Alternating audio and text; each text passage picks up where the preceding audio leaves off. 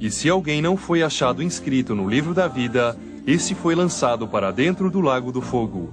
Apocalipse 20:15. Pode um Deus amoroso mandar uma alma eterna para um inferno eterno? Nós responderemos desta pergunta no programa de hoje. E agora, apresento-lhes o seu evangelista, meu pai, Jimmy Swaggart. Vamos agora aplaudir Jesus. Ele é poderoso, é santo, seu nome maravilhoso. Rei dos reis, Senhor dos senhores, formoso entre milhares. Nosso Salvador, batizador no Espírito Santo. Aleluia! Glória a Deus! Podem sentar-se, que Deus os abençoe. Pode um Deus amoroso mandar uma alma eterna para um inferno eterno? Se você tem a Bíblia hoje, abra por favor comigo no livro de João, capítulo 3.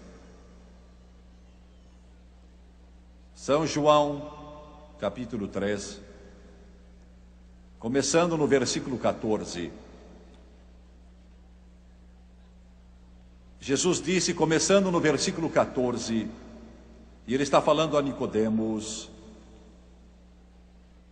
e diz, e do modo porque Moisés levantou a serpente no deserto, assim importa que o Filho do Homem seja levantado. Ele está falando da sua crucificação, para que todo o que nele crê tenha vida eterna. E então o grande versículo 16, porque Deus amou ao mundo de tal maneira que deu o seu Filho unigênito para que todo o que nele crê não pereça, mas tenha a vida eterna. Porquanto Deus enviou o seu Filho ao mundo, não para que julgasse o mundo, que bela declaração, mas para que o mundo fosse salvo por ele. Quem nele crê não é julgado, o que não crê já está julgado, porquanto não crê no nome do unigênito Filho de Deus. O julgamento é este, que a luz veio ao mundo e os homens amaram mais as trevas do que a luz, porque as suas obras eram más. Pois todo aquele que pratica o mal aborrece a luz e não se chega para a luz, a fim de não serem arguidas as suas obras. Quem pratica a verdade aproxima-se da luz, a fim de que as suas obras sejam manifestas, porque feitas em Deus. A mensagem que eu creio que Deus me deu para pregar hoje, e Ele está falando ao meu coração, já faz diversos dias e diversas semanas, é esta: pode um Deus amoroso mandar uma alma eterna para um inferno eterno? Um dos meus caros amigos, agora ministro do Evangelho, um homem a quem tenho um enorme apreço, não vou dizer seu nome, mas quando ele estava na adolescência ainda, ele caiu de cama, seriamente enfermo. Alguns dos melhores médicos do lugar disseram que ele não viveria, seria impossível, poderia ir num instante. Ele tinha nesse tempo uns 15 anos. Estava preso à cama, sem poder pôr os pés no chão. Quase todos os dias ele perdia a consciência e voltava. Antes de ele ficar doente, com essa doença de sangue do coração, ele era membro de uma certa igreja, muito fiel, nunca faltava, já tinha sido batizado. E um dia à tarde, logo antes do almoço, se bem que não comesse nada, o irmão estava com ele. Ele olhou para o irmão E com voz muito fraca disse a ele: depressa, chame vovó, estou morrendo. Sabia que ia morrer. Estava desfalecendo. Sentiu que a sua alma estava deixando o seu corpo. Lembre-se que ele tinha 15 anos. E ele disse, a coisa mais horrível aconteceu. Ele sentiu que ia descendo mais.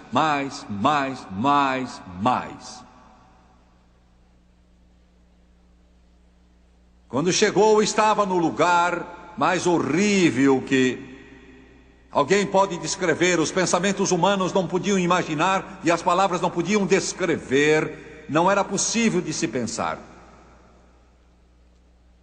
Os gemidos terríveis, gritos, suspiros, soluços, que pareciam imensas cachoeiras, disse ele, que provinham daqueles corações atormentados, dos milhões que estavam lá, pois tinham ido ao inferno. E os pensamentos que vieram a ele, aí nesse lugar, ele se viu deixando o corpo. Ele antes estava em sua cama e então estava naquele abismo e ficou pensando: Deus não pode ser, isso é impossível. Antes de tudo, eu tenho só 15 anos. Segundo, sou membro de uma igreja.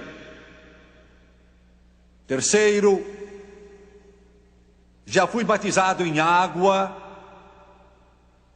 Quarto, eu sempre ia à igreja antes de ficar doente. Procurei ser bom. Agora ouçam bem o que eu estou dizendo. E ele disse que algo chegou a ele no meio de tudo aquilo, um espírito. Então pôs a mão no seu ombro e disse: acompanhe-me. E ele viu uma porta se abrir e o barulho que crescia de volume, som que vinha daquelas gargantas de milhões e mais milhões, subiam literalmente por aquela grande abertura. E ele estava se retorcendo e soluçando: oh, meu Deus, meu Deus, meu Deus, não posso vir a este lugar. E o Espírito o puxava cada vez mais. E aí, de repente, ele disse, uma voz surgiu, ou melhor, soou. Não viu ninguém, mas parecia em sua mente, no coração, no espírito, ele sabia que era Jesus. Jesus disse não, com uma voz de autoridade disse: pare. E o espírito largou sua mão, o espírito mau nessa hora. Alguns minutos depois ele acordou, naquele mesmo quarto em sua casa, e a avó estava curvada lavando seu rosto, e ele estava lá chorando e soluçando, sabendo que se Deus o deixasse morrer, ele teria ido para o inferno para todo o sempre. Sabendo que apesar de ele ir à igreja, ser fiel à sua igreja, ser membro de uma igreja, ser batizado em água, tendo somente 15 anos, ele nunca tinha nascido de novo.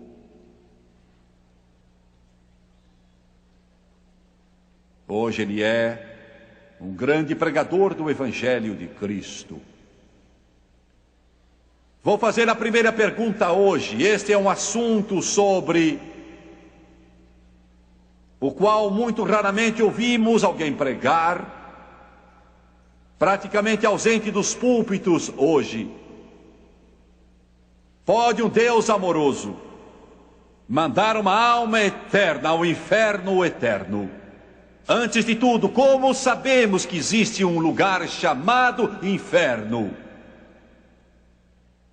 Como sabemos que um lugar como esse realmente existe? Muitos pastores hoje não acreditam nele. Quero que vocês ouçam o que eu digo. Muitos pastores que se levantam nos púlpitos deste país e de outros países do mundo com a capa de cristianismo não acreditam no inferno que seja literal. Milhões de vocês que estão me vendo e são membros de igrejas cristãs de vários grupos e doutrinas diferentes, seu pastor não crê que há um inferno. Milhões de vocês jamais ouviram desse lugar triste chamado inferno, nem tampouco creem nessa doutrina. O fato é este: o inferno hoje é a piada mais comum que se ouve por aí. É usado como xingamento entre os homens. Inferno é uma palavra religiosa. Ela não é uma palavra de baixo calão. É de fato uma palavra religiosa. E há outras palavras que são xingamento e que são usadas pelo povo. Mas não são religiosas, não. Uma frase que se ouve muitas vezes por aí, e milhões dizem quando não gostam de alguém, dizem: vá para o inferno. Sem ter ideia, nem remota, do que de fato estão dizendo.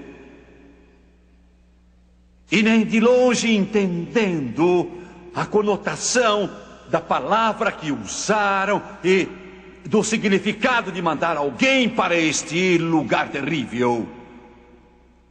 Vá para o inferno. Como saber se há um lugar como esse? Não faz diferença. O que os teólogos dizem não faz diferença. O que os seminários ensinam não faz diferença. O que os educadores dizem não faz diferença. O que evolucionistas dizem não faz diferença. Ouçam. De fato não faz diferença. A única coisa que faz diferença é o que ela diz. A Bíblia, a palavra de Deus. A Bíblia nos diz que há um inferno. No capítulo 16 do Evangelho de São Lucas, Jesus mesmo diz estas palavras.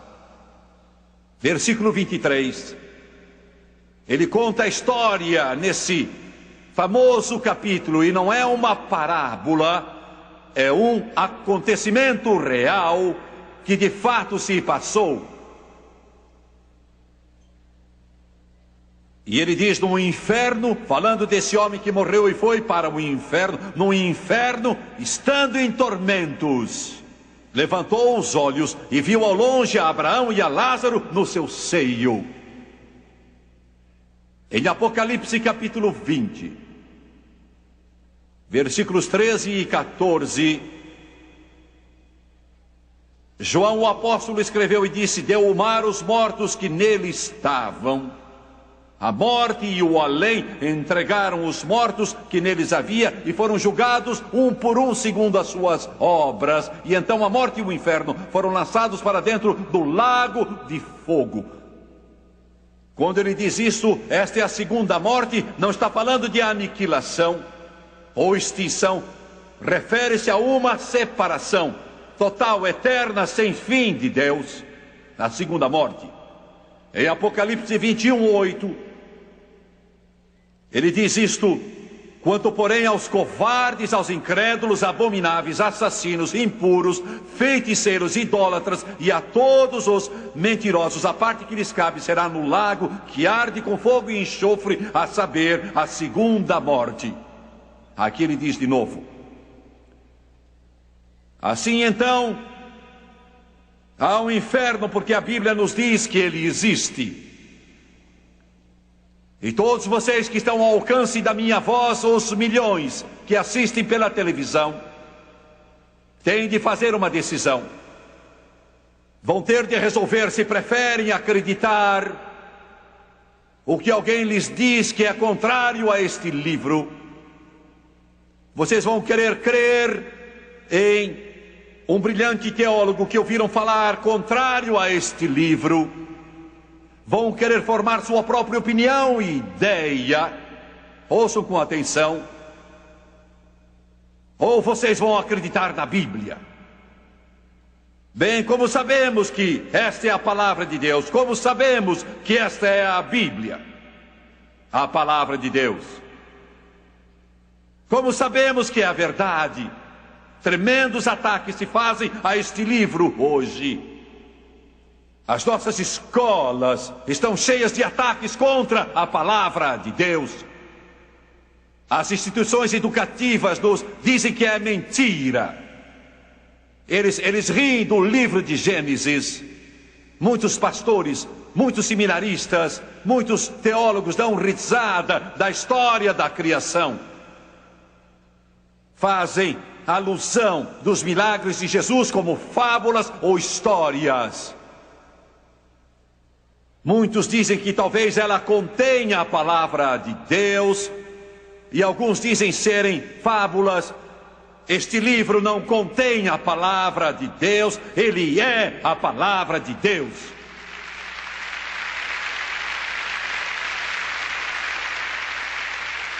Como sabemos disso? Como sabemos? Sua alma eterna está pesando na balança. E como sabemos que isso é verdade? Como sabemos que não são só fábulas ou histórias? Esses pensamentos vêm à sua mente, por certo. Você tem pensado às vezes, isso aconteceu? Porque a Bíblia é um livro histórico, bem como profético. E se um tio dessa história está errado, tudo está errado. E eu vou dizer isso de novo. Se existir um único erro, eu não disse na tradução, porque existem erros na tradução, mas cópias originais, no original bíblico, se houver uma pequena contradição ou erro, jogue tudo na lata de lixo, não merece a nossa fé. Mas estou aqui para dizer hoje, não há erro nenhum sequer, nem sequer um engano. Ela é a palavra de Deus, do Gênesis ao Apocalipse.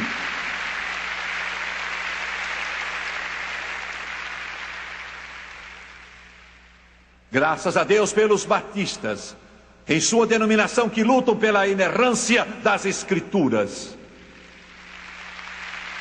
Fazem isso.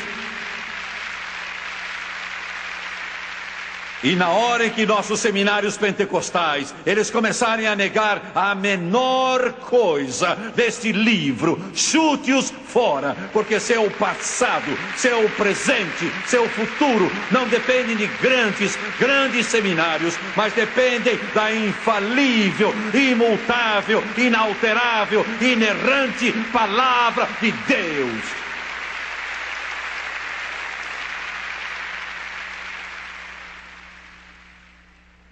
Ouçam-me. Milhões de dólares têm sido gastos em arqueologia. Há mais de 100 anos atrás, alguns arqueólogos, quando escavavam e encontravam certas coisas, diziam: isso prova que a Bíblia não é a palavra de Deus.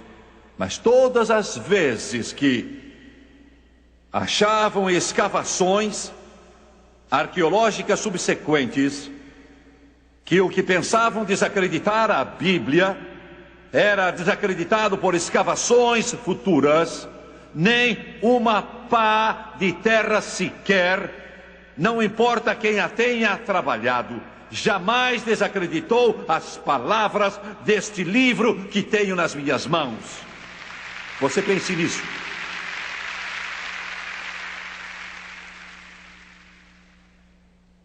Não há mais manuscritos originais da Bíblia, porque eles foram escritos em papel muito frágil. Todavia, os eruditos dizem que, para se verificar a autenticidade de uma obra, o manuscrito original não é necessário, contanto que se tenha ao menos 10 cópias do manuscrito ou do texto original. É o que dizem os eruditos. Nenhum livro antigo tem sido tão pesquisado como a Bíblia. Nenhum. A Odisseia de Homero em antiguidade é o segundo livro que não tem mais o manuscrito original, mas tem mais de 600 cópias. Não se nega a sua autenticidade. Ouçam. Não há só 600 cópias dos manuscritos originais da Bíblia. Existem 25.000 cópias da palavra de Deus de data anterior ao ano 300 AD.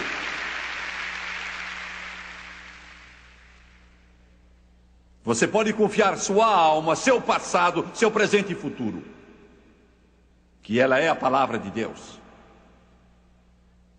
Desde as palavras no princípio, Deus, aleluia, eu gosto disso, glória a Deus, no princípio, Deus, até a última declaração feita, a graça do Senhor Jesus seja com todos, amém. Tudo que está entre as capas é a Escritura, a palavra do Todo-Poderoso. Creia nela, ame-a. Toda noite, não toda, mas quase toda, quando vou para a cama, Francis está de um lado e a Bíblia está do outro. Muitas vezes eu a pego e a ponho junto ao meu ombro ou junto do rosto. Não, este volume não tem nenhum poder mágico nele, mas eu o amo, vivo por ele, pus meu coração, esperança, sonhos e futuro nele, porque é a palavra de Deus. E quero dizer mais uma coisa, é a única palavra de Deus, não há outra palavra de Deus. Tudo mais é falso, não há outra palavra senão esta. Esta é a palavra, não há outra palavra. No princípio era o Verbo, e o Verbo estava com Deus, e o Verbo era Deus. Aleluia! Quando a fizermos voltar às nossas escolas, resolveremos os problemas delas.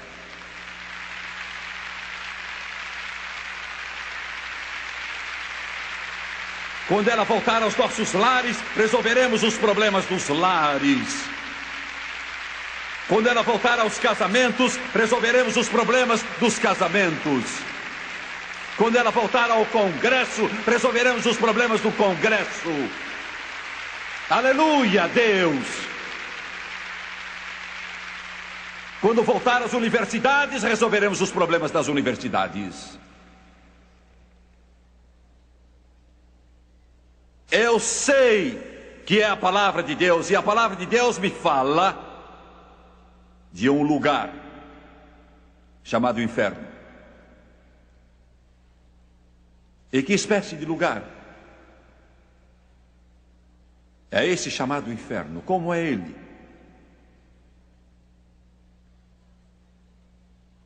Quero que você pense nessa pergunta. A Bíblia nos fala de um lugar chamado inferno.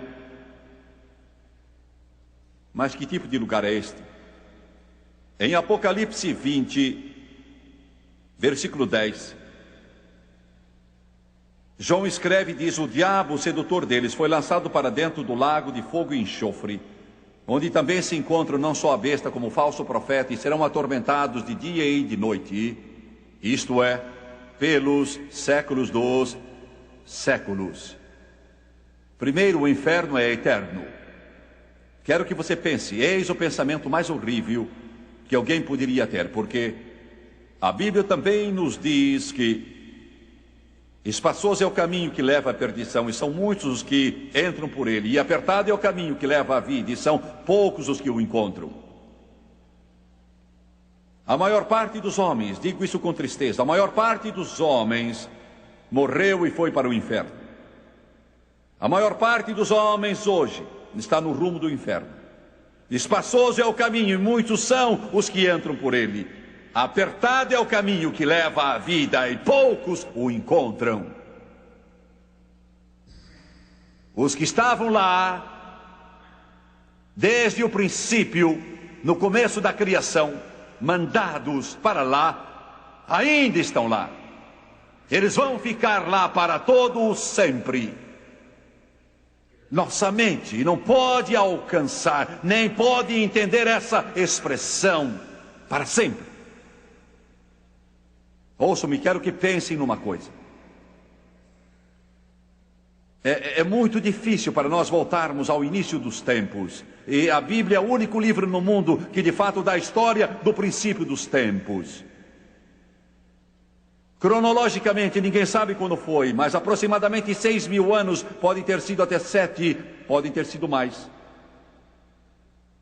Mas se foi basicamente uns 6.000 anos e houve apenas uns 5,5 milhões de horas que se passaram desde o início do tempo.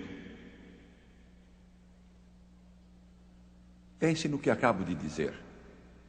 5,5 milhões de horas, porque cada um de vocês neste lugar e cada um que assiste pela televisão, vocês não são o resultado, ou não foram produzidos como resultado de um caldo inicial.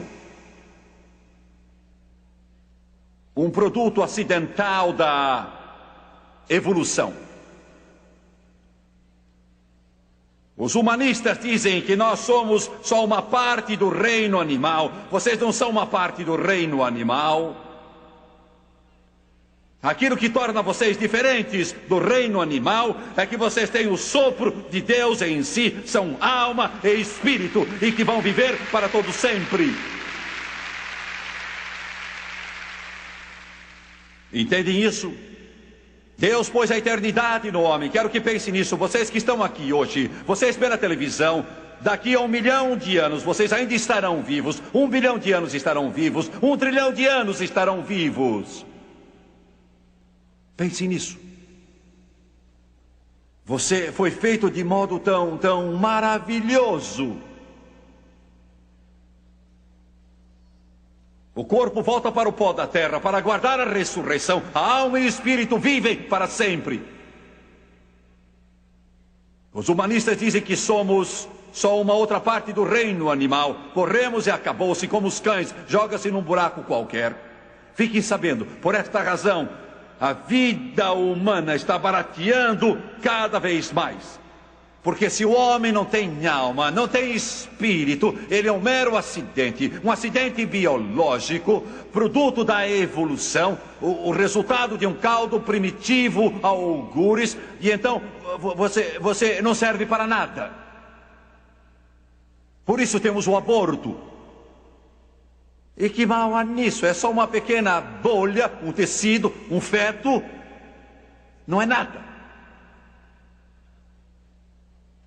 Vá a qualquer nação do mundo que não considere este livro e a vida não vale nada. O homem é mais do que um pedaço de carne. Ele é uma alma eterna.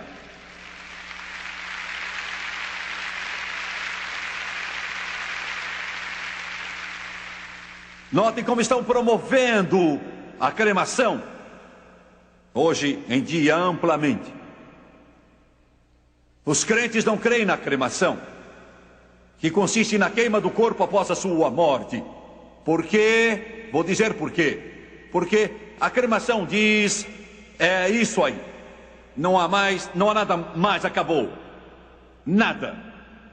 O Filho de Deus diz, o corpo pode ter sido feito do pó, e ele pode voltar ao pó, e os ossos se desfazem, mas Deus tem um registro, e um dia a trombeta de Deus vai soar, e Deus vai trazê-lo de volta, e vai haver uma ressurreição.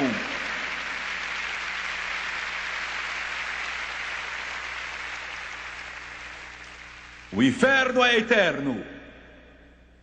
Eu orei hoje, Deus ajuda-me a dizer eterno.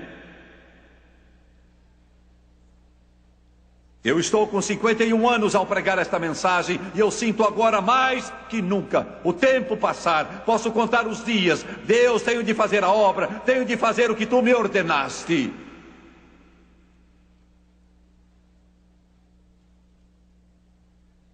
O inferno é eterno e ele também é um lugar de tormento. Eu li para vocês há pouco Lucas 16. E lá está claro, não se vive em estado inconsciente, mas consciente. Sente-se, percebe-se, lembra-se. Filho, lembra, Abraão disse. Estão ouvindo? Chorando, gemendo, rangendo dentes. Você não pode nem imaginar como é horrível. E todos que estão aqui neste lugar, todos os telespectadores, ou vão indo para lá, ou vão indo para o céu, ou um ou outro. Pense nisso. Em Lucas 16, versículo 27 até 31, o homem roga e diz: deixe-me voltar lá e avisar os meus irmãos que estão lá na terra. Quero contar a eles. E Abraão disse: se eles não ouvirem a Moisés e aos profetas, não ouvirão se um dentre os mortos voltar, agora mesmo no inferno. Milhões e milhões estão gritando e clamando, querendo avisar os seus queridos, seus irmãos, suas irmãs, sua mãe, seu pai, os filhos, as filhas, seus amigos, seus conhecidos, querendo avisar vocês: não venham aqui onde estou agora. Mas Jesus mesmo disse: se alguém viesse do inferno, e alguns vieram, eu relatei a história de um que veio no começo desta mensagem. E se alguém viesse a esta plataforma e fosse visto através da televisão e dissesse: estive no inferno, e o descrevesse para você, a maior parte iria rir dela. Porque se você não crê no Evangelho de Jesus Cristo, sob o poder do Espírito Santo, você não crê em nada.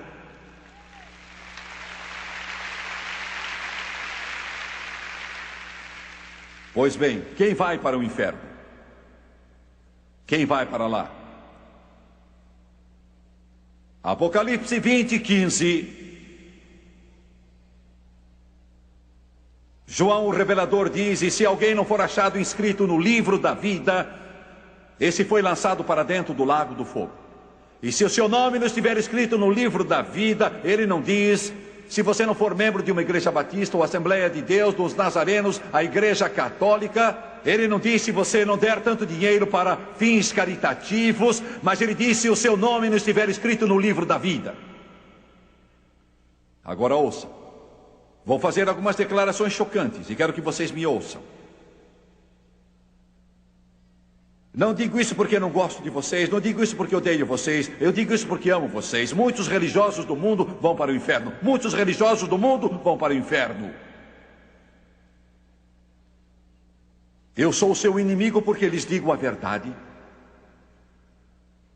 Não há pastor no mundo que tenha sofrido o que eu tenho sofrido.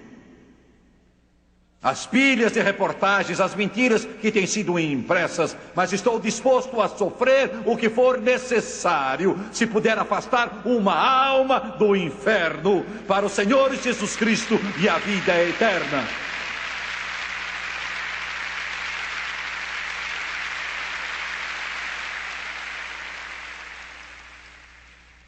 Isso faz o homem se agitar. Foi isso que levou os fariseus a crucificar Jesus Cristo. Quando disse: vós sois do vosso pai o diabo, e muita gente religiosa vai para o inferno. Muita gente religiosa no mundo é a pior gente em todo o mundo. Mas do que você está falando? Estou falando disso porque eles substituíram o plano de salvação de Deus pelo seu próprio plano.